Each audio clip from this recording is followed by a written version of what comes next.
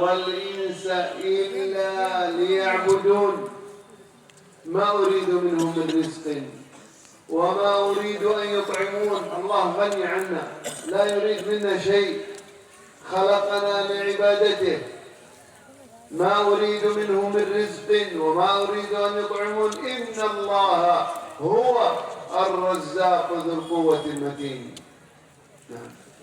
উনি বলতেছেন আল্লাহ প্রথম প্রশ্ন করবেন, তোমাকে আমি এতদিন হায়াত দিলাম, এই হায়াত দেওয়ার উদ্দেশ্য আমার কি ছিল এবং এই হায়াতের জিন্দেগিতে তুমি কি করেছো বলো।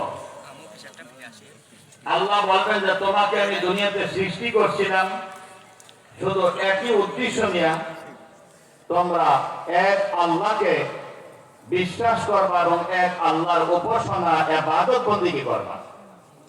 উনি তার দলিল স্বরূপ কোরআনে কারিমের একটা আয়াত তেলাওয়াত করেন, ওমা খালাকতুল জিন্না ওয়াল ইনসা ইল্লা লিয়াবুদুন।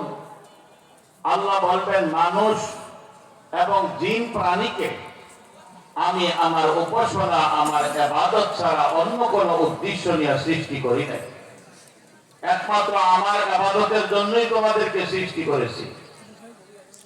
আমি তোমাদেরকে দুনিয়াতে খাওয়ার জন্য, পান করার জন্য, দুনিয়ার আরাম আয়েশের জন্য সৃষ্টি করি নাই এবং তোমাদের থেকে কোনো জিনিস আমি হাসিল করার উদ্দেশ্য আমি সৃষ্টি করি নাই, যেহেতু আমি কোনো জিনিসের মুখাপেক্ষী নয়।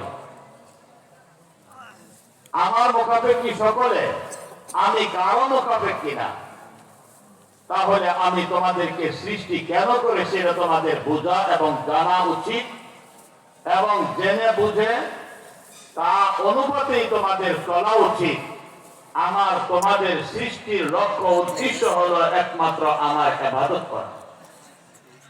أيها الأخوة الكرام، ما خلقنا الله في هذه الدنيا من أجل أن نعمل ونأكل ونشرب وننام وننكح.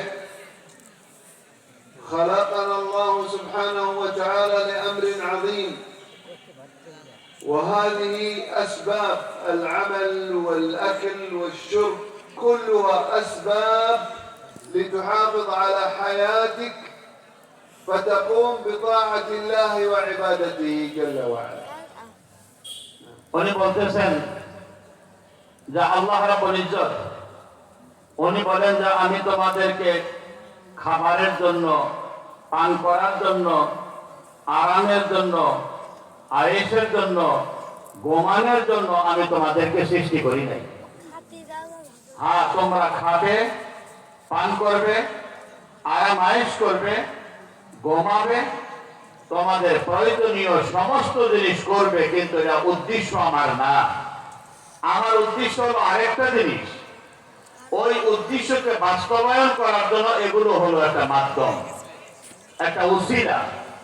মানুষ বেঁচে থাকতে হলে খাইতে হয়, মানুষ দুনিয়াতে বাঁচতে হলে পান করতে হয়, দুনিয়াতে মানুষ মানুষের সাথে ঘর সংসার করে তার জেনারেশনকে, তার নসলকে বাড়ানোর জন্য বিবাহ শাদী করতে হয়, চলাফেরা করতে হয়, ব্যবসা বাণিজ্য করতে হয়।